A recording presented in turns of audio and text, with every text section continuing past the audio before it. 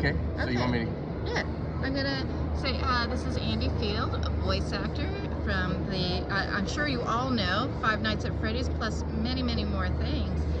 So we're talking a little bit about, right, you have to read, you always have to read off a script, right? Yeah, it's almost always, yeah, rarely do I just make something up and say it. It's always off a script. So. Yeah, so how do you approach that as a voice actor? We know it's important to be a good reader, which being a good writer helps you be a good reader, or vice versa, and so all of that. And so it really, it's being able to kind of see what's happening. I'm not fighting with each word as I go. I see what's unfolding as I'm reading it. So a lot of times I don't even need to do a second take because I kind of already see the feel of what's happening, but understanding the author's intent and understanding what they wanted out of all that. And sometimes they just, you know, overtly tell you, explicitly tell you, this is what we want our character to be like. But sometimes it's inherent in the script. You're like, oh, this guy's snarky, or oh, this guy's very serious, or oh, this is a funny moment, or that's sarcasm. And so all of that helps. Sometimes good writing just, I don't need any direction. You just know. And sometimes it takes you 5 or 6 lines before you realize, oh, this is the situation and I need to go back to the top. I'm like, oh, we're climbing a mountain. I didn't know that because the author let that unfold. So writing for an actor is not the same as writing a novel. You know, where the fun of a novel is finding out who the character is as it goes along. Oh, this character's a girl. Oh man, this character's tall. Oh, you know, or you know, oh, this character works for so-and-so, or is a warrior, or is, you know, you don't find that out till, you know, you don't even sometimes know the character's name until another character refers to them by name. You know how authors like to let things unfold. So if you're the kind of author that does that, you've got to give an actor information up front. Or you're going to find that they get halfway through and they either change how they're reading or they have to go back and start over and all that stuff. So what else makes a good script for you? Besides, well, I love humor in everything, but everything's not humorous. And I've gotten plenty of dramatic roles and things like that. Any emotion whatsoever. I mean, and a lot of the stuff I read is not emotional. It's clinical, it's a commercial, or it's a pharmaceutical script or whatever. But anytime, and even if you say you've got some room to run with this, like I played a gay dad one time where, you know, it was 2 dads and their kid was being bullied, and so it was a whole anti-bullying commercial. And I'm not a gay dad. You know, I don't even know that I know any, but there was such room in there for the emotion to come out. Everybody's seen bullying and everybody's had problems with their kids and all that.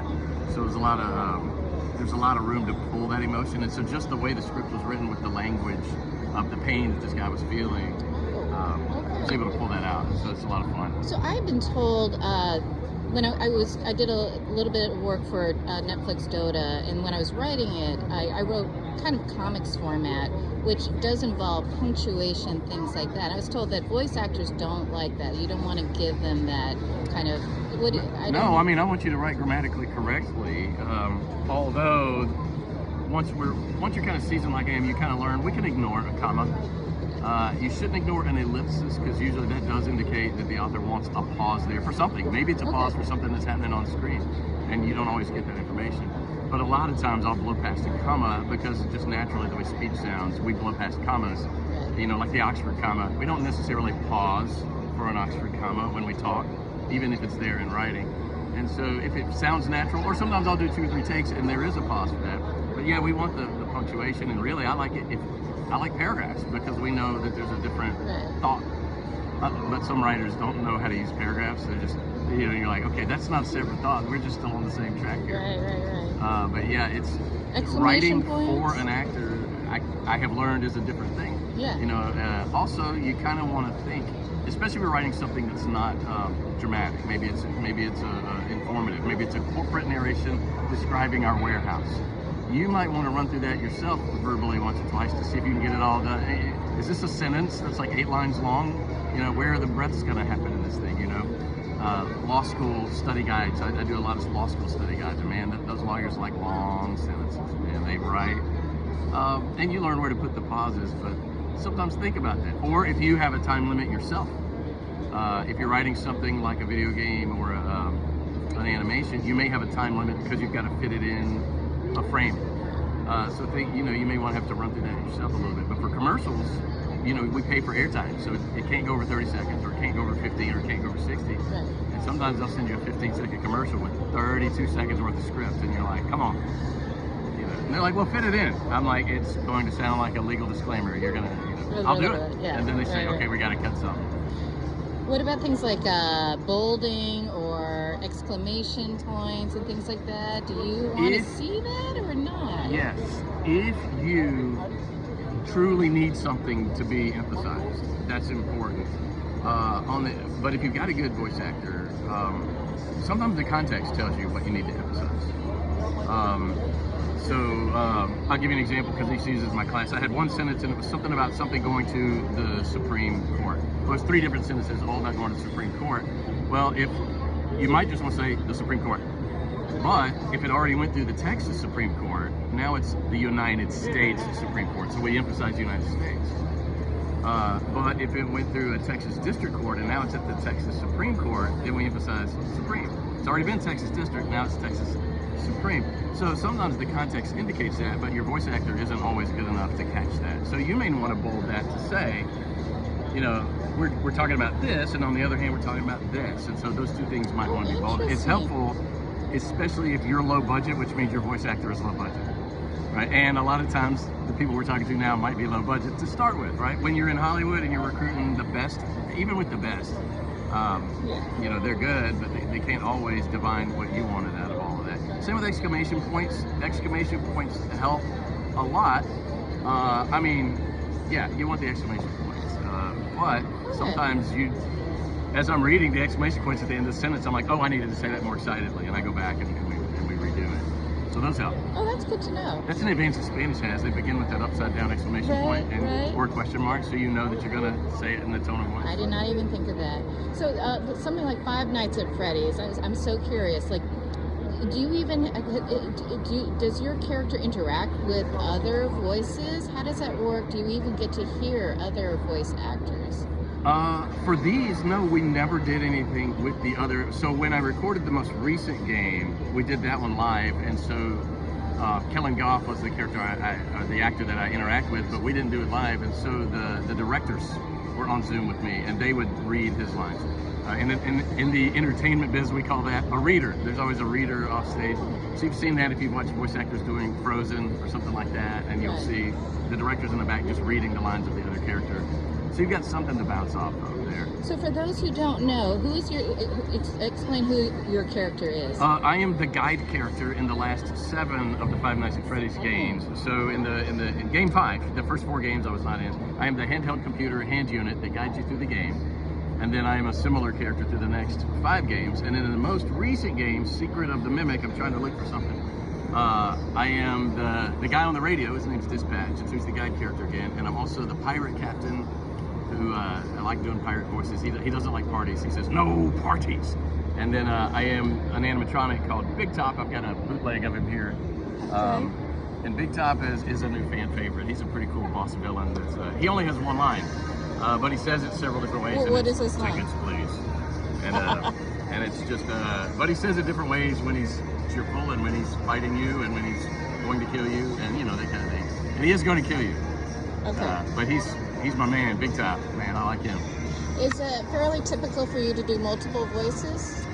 That's the first of the Five Nights at Freddy's games where they gave me 3, or where they gave me more than 1. And I think what happened, they didn't tell me this, is that the game finally went, they're a signatory of the Actors Union, and under the Actors Union rules, video game voice actors, you can get 3 free characters out of them, and then the 4th one charges more. And so I think they said, well, we got to bring him back because he's the guide voice, he's the voice of the franchise by this point.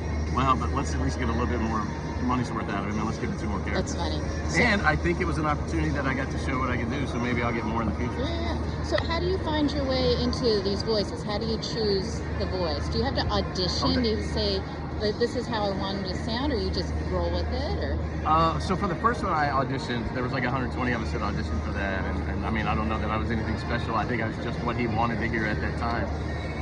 He just wanted kind of a smooth computer voice, and then we kind of upped it to an 80s infomercial style voice later on, you know, like, now how much would you pay?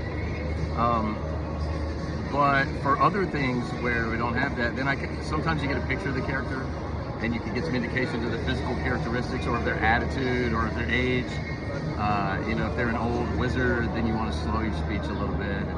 You're a little breathier. Your body hurts a little more. You know, and you're a little more thoughtful about things. Not in a hurry to say things. Like Gandalf, a wizard is never in a hurry, or is never late.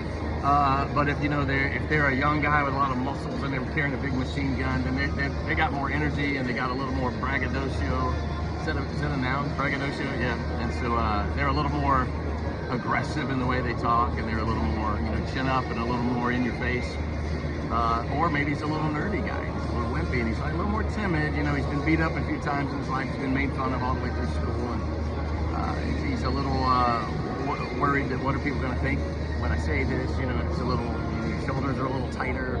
So we find all that, but sometimes there isn't a picture, and sometimes you get a description, and sometimes there's nothing but a script, and you just have to. You just have to make it up. But sometimes I'll do 3 takes. You know, if the script, I'll say, well, this one's a little more aggressive, and this one's a little more timid, and this one's a little more breathy and mysterious, you know, or whatever. So. Okay, so last question, because now I'm like curious as how do you keep it consistent? You've done so many of these, and you know, do you have to sort of go into the archives and resurrect the same voice? Sometimes. So for this guy, it's pretty much my voice, just a little more announcy. I might go back and listen to the previous one, but a lot of times they say in this game we want him to be a little more, or like sometimes it just feels like in the game Security Breach, I'm the intercom announcer in a big entertainment complex.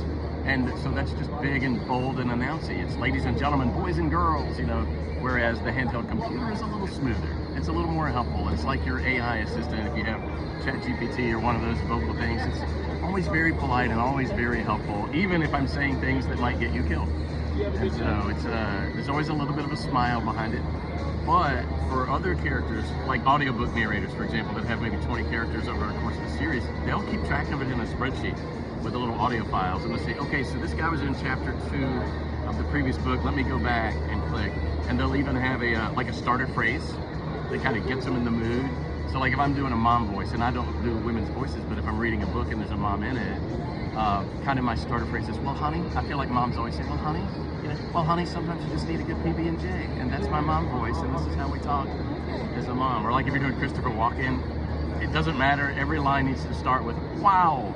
And then, you know, Christopher Walken as Han Solo, wow, you never heard of the Millennium Falcon? You know, it's, you know, wow. That's how we go. And, you know, with Matthew McConaughey, you start, all right. And then we go into whatever we're saying, and we had all right. So having your catchphrase, you know, is your starter phrase. You don't record that, or if you do, you delete it. But that kind of gets you in the kickstarts you. Oh, that is fantastic. Wow. Well, thank you. So this is completely coincidental because you've actually taught writing, so I don't know if you have any sort of last bit of advice for the students? Be organized. If you're writing long things, I mean, I don't know about writing for comics and that kind of things, but use correct grammar, unless you're intentionally not, if your character's not. You know, spell things right. You don't have to be a good speller to be a good writer, it helps. But if you're not, then get someone who is to help. My gosh, I met so many people who were so creative and they didn't know like which there to spell. You've got to spell. It's a non-negotiable. You will never have any credibility or success if you can't just get the basics of the language that you're writing. Well, thank you. That's very true. Thank you.